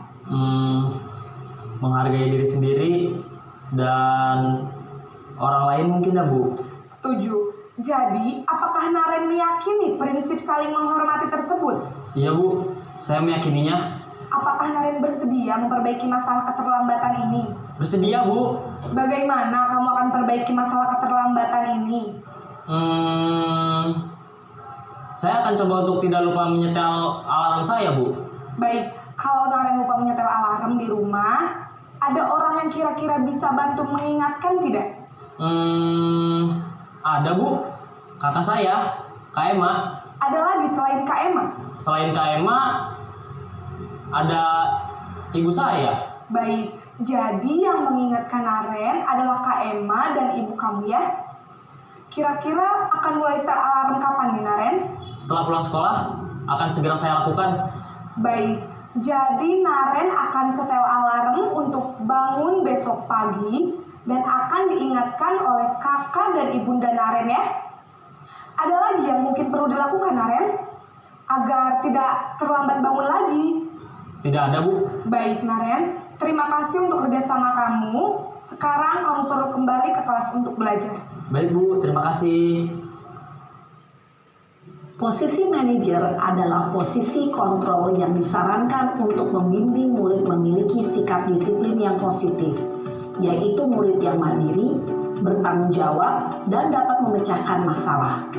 Tujuan dari posisi ini adalah agar murid dapat berefleksi atas tindakannya. Guru akan dengan tulus memberikan pertanyaan-pertanyaan bermakna, sehingga membuat murid dapat belajar dari kesalahannya dan mencari sebuah solusi untuk menyelesaikannya. Ibu dan bapak guru hebat, setelah mengamati adegan kelima posisi kontrol tadi, kira-kira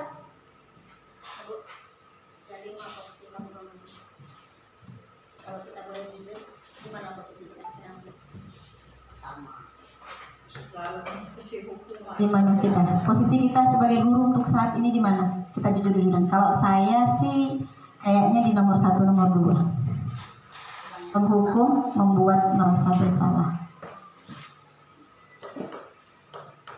Masih di putaran itu, Bu ya. Ternyata posisi kontrol guru itu ini tidak keliru, ya tidak salah, tapi mungkin sedikit keliru untuk ke anak-anak zaman sekarang. Ya. Yang pertama itu penghukum. Penghukum tadi jelas, Bu ya, bahwa ada kalimat-kalimat yang diucapkan dan cara yang dilakukan. Contoh tadi, awas kamu kalau di sana Naren tidak diberi kesempatan untuk menjawab kan, tidak diberi kesempatan untuk menjelaskan. Kira-kira sifat anak akan menjadi seperti apa, Bu? Kalau kita terus melakukan menghukum seperti itu. Nurutkah anak dan kita, Bu? Iya, benar kata Ibu Nita. Akan memberontak malah. Mungkin suatu saat kita akan dilawan nih. Apa Ibu marah-marah terus sama aku? Ibu, aku tidak pernah marah. Mungkin itu akan keluar nanti. Ya, itu akan keluar suatu saat nanti. Jadi ciri dari penghukum, guru itu penghukum, kita ada kalimat kamu selalu saja salah. Jadi walaupun mungkin dia baru kali itulah salah, kalimat itu menjadi kunci utama. Misal dia mengganggu, kau nih ganggu kawan terus, walaupun mungkin baru kali itulah dia mengganggu. Tapi kita selalu, itu ucapan pertama kita. Ada nangis terus, padahal mungkin dia baru itulah nangis. Ya, jadi posisi penghukum itu membuat anak menjadi dendam. Jadi sedapat mungkin saya pun masih berusaha untuk menghindari itu. Lanjut, yang kedua membuat rasa bersalah. Membuat rasa bersalah tuh sebenarnya bagus secara ucapan, tapi tidak di hati anak. Contoh, kau tuh cobalah kalau datang ke sekolah tuh pagi-pagi piket kantor, sapui, aku ibu nih tidak marah-marah terus, sering ya kita lakukan. Darah tinggi ibu marah-marah terus, tidak siang kau nengok ibu marah-marah. Secara sadar atau tidak sadar, Bu, itu membuat anak merasa salah. Takutnya begitu kita sakit itu jadi ingatan, jangan-jangan aku yang buat ibu sakit. Artinya dia merasa bahwa apa yang dilakukan itu membuat orang lain menderita. Ya, lanjut menjadi teman. Nah, jadi teman ini sekarang enak nggak enak ya, Bu? Satu sisi mungkin kita sesekali menjadi teman bagi anak, tapi kalau itu menjadi sebuah kebiasaan, menjadi sebuah kelaziman yang kita takutkan, kalau anaknya sudah besar, contoh saya ngajar kelas 6, kalau anak itu selalu saya anggap jadi teman, takutnya dia dengan saya nggak takut, bukan nggak takut seperti apa, dia agak menyepelekan atau dia hanya nurut kepada saya. Tapi begitu nanti ditegur oleh Bu Marda, mungkin sampai ibu ini bukan guru kami. Ada ya yang anak-anak seperti itu ya, karena dia merasa bahwa gurunya bukan dia, guru saya itu. Ya, ada lagi sebagai pemantau. Nah, kalau pemantau ini bedanya pemantau dengan teman itu bahasanya. Kalau teman tadi kita masih ada senyum, kita masih ajak bergurau. Kalau pemantau tidak. Kalau pemantau mukanya serius, ucapannya tegas. Ya, itu pemantau. Sedangkan yang paling ideal dan yang maunya kita semua adalah sebagai posisi manajer. Kenapa posisi manajer itu yang paling bagus? Karena anak diberi kesempatan untuk mengetahui kesalahannya, dia memahami kesalahannya, dia mengetahui cara menyelesaikan masalahnya, dia mengetahui juga konsekuensi yang akan dia hadapi ketika dia melakukan kesalahan itu dan bagaimana dia memperbaiki dirinya ke depan. Memang kalau ada sebagian waktu kami kemarin rukol ada yang ngomong kalau untuk anak SD susah. Memang kalau untuk ke anak SD agak susah karena anak SD kan pemikirannya tidak seperti SMP SMA yang mudah seperti Naren tadi. Sebenarnya tidak susah kalau itu kita mulai pelajari. Tidak susah. Memang mungkin bahasanya tidak seperti Naren tadi, tapi kita bisa melakukan menggunakan bahasa anak. Bahasa anak yang umurnya batas 12 tahun. Bisa, bukan tidak mungkin kita lakukan di SD, mungkin kita lakukan. Tapi kembali lagi penggunaan bahasanya yang mungkin akan lebih kita pilah-pilah. Nah, ini contoh penerapan posisi kontrol guru. Kamu ini selalu saja terlambat datang ke sekolah. Sana berdiri hormat bendera 1 jam. Hukuman posisi guru sebagai apa, Bu? Penghukum. Berapa kali sudah Bapak Ibu nasihati, kamu tetap saja terlambat. Kamu ini sungguh sangat mengecewakan Bapak Ibu guru. Apa posisinya, Bu? Membuat rasa bersalah. Ini kuncinya. Kamu ini sungguh sangat mengecewakan. Ya. Next. Ayo dong ikuti aturan sekolah. Tolong bantu Bapak Ibu guru ya. Ya sudah, kali ini Ibu maafkan. Besok jangan diulangi lagi ya. Yang mana Bu? Teman ini ya. Ya sudah, kali ini Ibu maafkan. Ya kan? Nada suaranya. Lanjut. Kamu sudah melanggar aturan sekolah. Kamu tahu konsekuensinya? Sekarang silakan kamu menghadap guru piket dan besok jangan diulang lagi. Bu? Sebagai pemantau. Nah, yang terakhir. Apakah kamu tahu kesalahanmu? Kira-kira bagaimana kamu memperbaikinya? Itu masuk ke manajer. Ya, itu perbedaannya. Nah, posisi kontrol, apakah aku? Saya kecewa sekali dengan kamu. Masuk ke menghukum, merasa bersalah. Ayo. Apa itu? Merasa bersalah. Kamu tidak pernah benar melakukannya. Kuncinya tadi Bu, kalau kita langsung menyalahkan artinya menghukum. Apa rencanamu untuk menyelesaikan masalah ini? Manajer, ayolah lakukan ini demi Bapak Ibu guru. Kamu tidak akan mendapatkan nilai jika kamu tidak mengerjakan tugas. Pemantau. Ya. Nah, sekarang kita ke sini, ke keyakinan kelas. Ibu naik motor Bu ya? Kita banyak naik motor. Kira-kira kita naik motor itu sekarang tujuan motivasinya apa Bu? Kita pakai motor, kita pasti pakai helm ya? Kira-kira motivasi kita pakai helm nggak Bu? Jaga keselamatan. Ya. Terus kalau kita menggunakan masker atau mencuci tangan, menjaga kesehatan.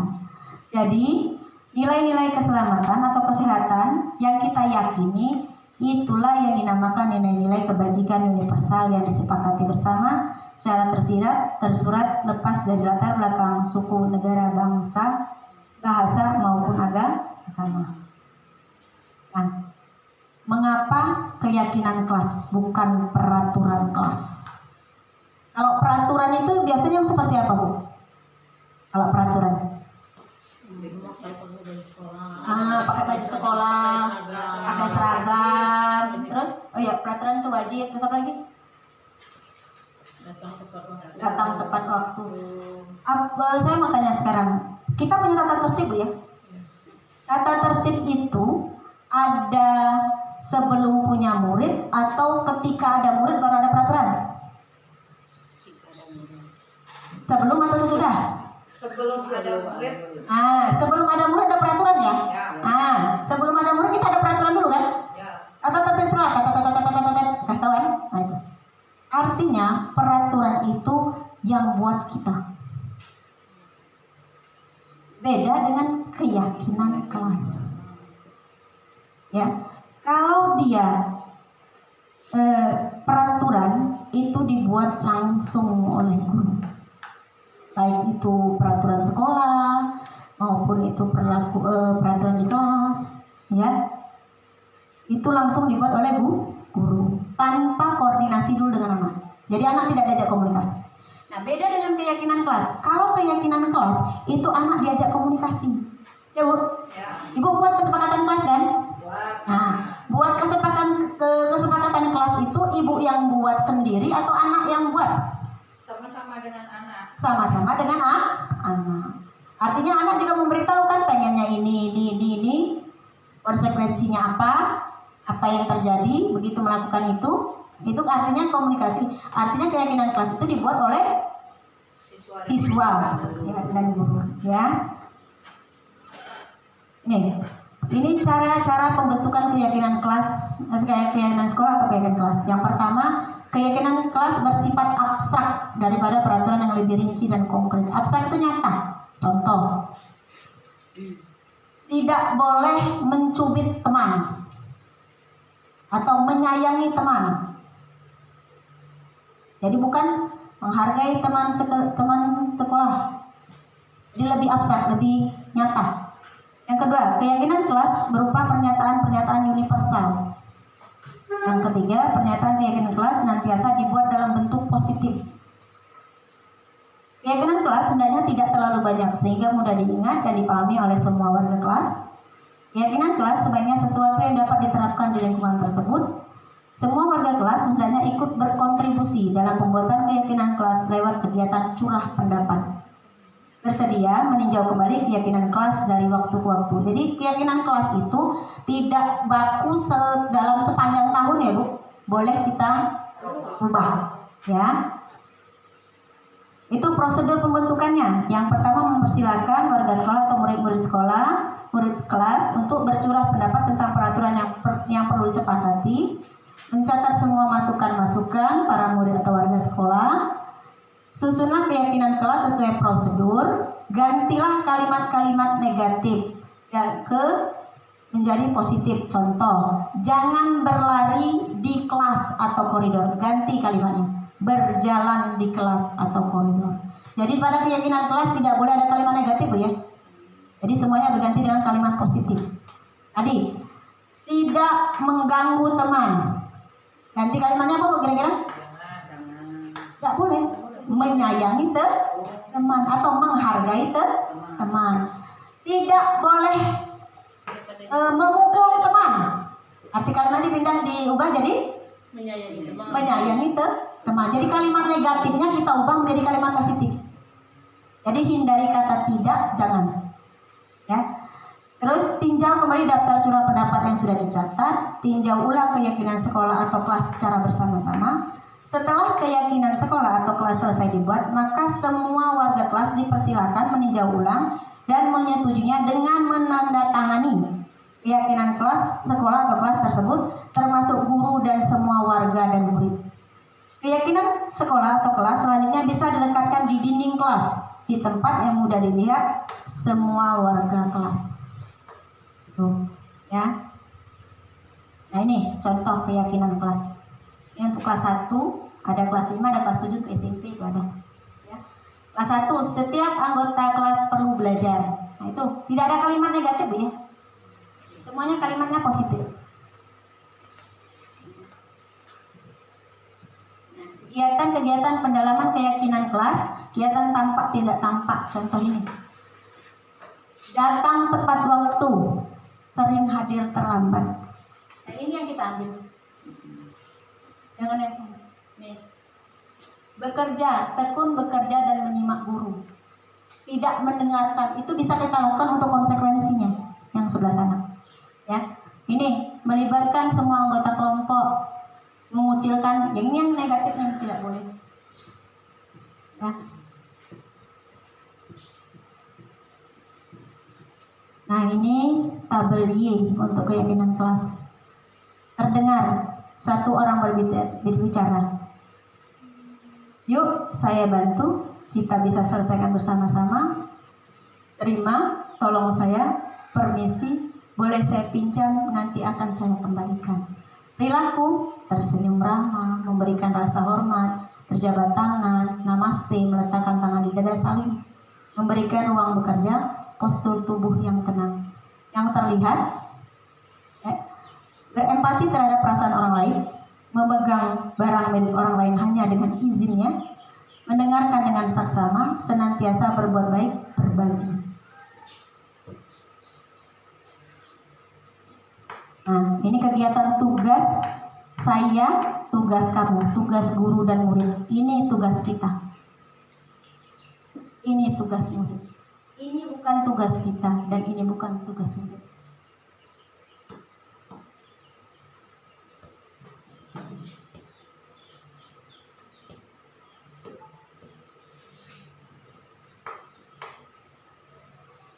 Nah ini segitiga restitusi. Segitiga restitusi artinya salam dan bahagia. Segitiga restitusi. Restitusi adalah cara menanamkan disiplin positif pada murid. Restitusi bukan untuk menebus kesalahan, namun untuk belajar dari kesalahan. Tujuannya untuk memperbaiki hubungan. Tindakan ini adalah tawaran bukan paksaan. Restitusi menuntun untuk melihat ke dalam diri, mencari kebutuhan dasar yang mendasari tindakan yang lebih berfokus pada karakter, bukan tindakan. Langkah-langkah dari segitiga restitusi itu ada 3. Yang pertama, menstabilkan identitas. Yang kedua, validasi tindakan yang salah. Yang ketiga, menanyakan keyakinan. Nih, menstabilkan identitas atau stabilis the identity. Jadi, kalau anak punya kesalahan, jangan langsung kita salahkan. Bu, bagaimana melakukan segitiga restitusi? Langkah pertama yang kita lakukan untuk melakukan segitiga restitusi adalah memisahkan anak dari teman-temannya. Bu, apakah harus pisah ruangan? Tidak. Boleh di dalam ruangan itu, tapi jangan sampai dia terdengar oleh teman. Ingat, kita hargai dia sebagai manusia. Boleh kita pisahkan dia. Dan usahakan kalau kita mau segitiga restitusi anak, itu posisi emosi itu juga dalam keadaan tenang. Jangan kita lagi emosi, anak pun lagi emosi. Jadi posisinya lagi tawar. Jadi untuk melakukan segitiga restitusi itu tidak harus ke satu ruangan, boleh dalam ruangan itu. Yang penting anak terpisah dari teman-temannya. Nah, kita bisa melakukan 3 langkah itu. Yang pertama, yang kita lakukan pertama kali itu adalah membiarkan anak mengakui kesalahannya atau mengakui bahwa tidak apa-apa, normal salah. Artinya anak bisa mengakui bahwa manusia itu wajar untuk salah. Ya. Langkah pertama yang dilakukan pada segitiga restitusi, yaitu pada bagian dasar segitiga adalah menstabilkan identitas. Jika anak berbuat salah, maka ada kebutuhan dasar mereka yang tidak terpenuhi. Tadi ya. Bagian dasar segitiga restitusi memiliki tujuan untuk merubah orang yang gagal karena telah berbuat kesalahan menjadi orang yang sukses. Nah, kita bisa mengatakan kalimat, tidak ada manusia yang sempurna. Saya pun juga pernah melakukan kesalahan seperti itu. Lanjut, yang kedua, tindakan yang kedua ada validasi tindakan yang salah. Artinya, kita membiarkan anak mengakui kesalahannya. Jadi bukan kesalahan itu kita yang mengakui ya, tapi dia yang mengakui kesalahannya. Terus yang ketiga, menanyakan keyakinan. Nah, setelah langkah 1 yang pertama, kedua sukses, kita memberikan anak kesempatan untuk memperbaiki dirinya dengan menggunakan keyakinan ke kelas. Nah, contoh ini saya kemarin coba melakukan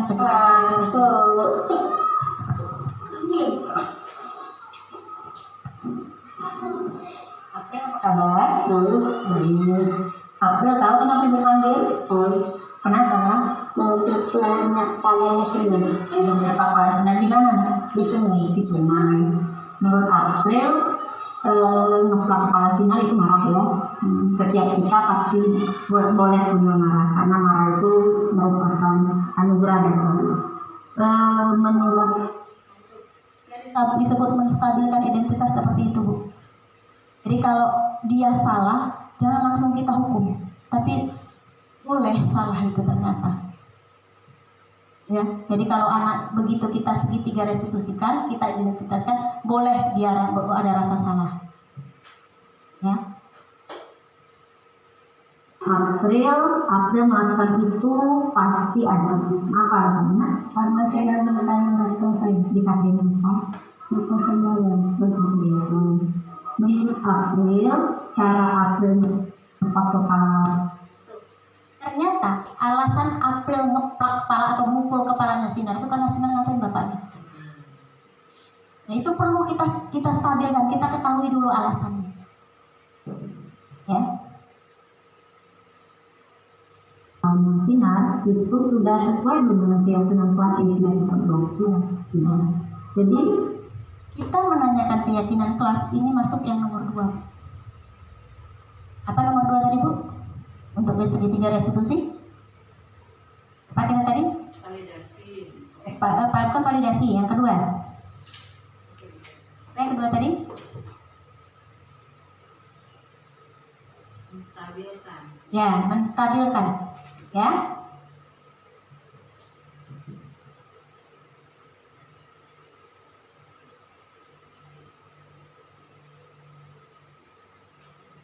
Langsung.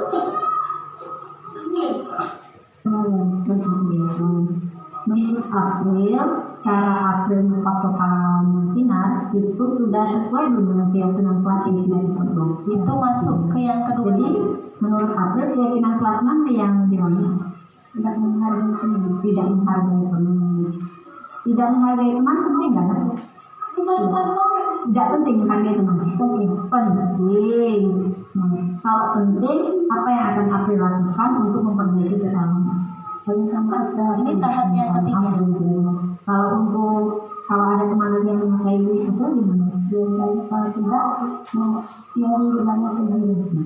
Bagus ya, jadi April lakukan semangat satu teman ya. Itu ya. Jadi kalau anak punya masalah, ketika kita segitiga restitusi, anaknya kita panggil dulu, kita biarkan dia, atau kita membiarkan dia salah itu, kita anggap itu normal dulu. Bukan berarti kita menormalkan dia untuk bersalah, tidak. Tapi kita menormalkan bahwa salah itu manusiawi. Artinya dia bisa mengakui, oh ternyata kalau salah itu tidak apa-apa. Tapi caranya mungkin yang perlu diperbaiki. Nah setelah dia keluar dari sini, ya, setelah dia diberikan, dia tahu tentang, setelah kita stabilkan, ya, kita bisa melakukan validasi tindakan yang salah. Dan tadi dia kan mengakui dia ngeplak kepala temannya dan alasannya kenapa. Dan yang terakhir, biarkan dia tahu keyakinan kelas mana yang dia tidak jalankan, dan biarkan dia juga menyelesaikannya. Di situ untuk segitiga restitusi. Langsung. Nah ini saya ada 2 melakukan. Nah Bapak Ibu, demikianlah materi yang saya sampaikan hari ini. Sekali lagi bukan bermaksud mengajari, ini hanya sharing ilmu, sharing pendapat. Semoga mudah-mudahan kita ke depan dapat menjalankan apa yang sudah diamanatkan kepada kita semua. Terima kasih untuk waktunya. Saya akhiri. Wabillahi taufiq wal hidayah. Wassalamualaikum warahmatullahi wabarakatuh. Acara yang kelima yaitu penutup. Marilah kita tutup acara ini dengan mengucapkan lafaz hamdalah. Alhamdulillahirabbil alamin. Saya sebagai pembawa acara mohon maaf jika ada kesalahan dan kepada Tuhan saya mohon ampun. Akhir kata, wassalamualaikum warahmatullahi wabarakatuh. Waalaikumsalam warahmatullahi wabarakatuh.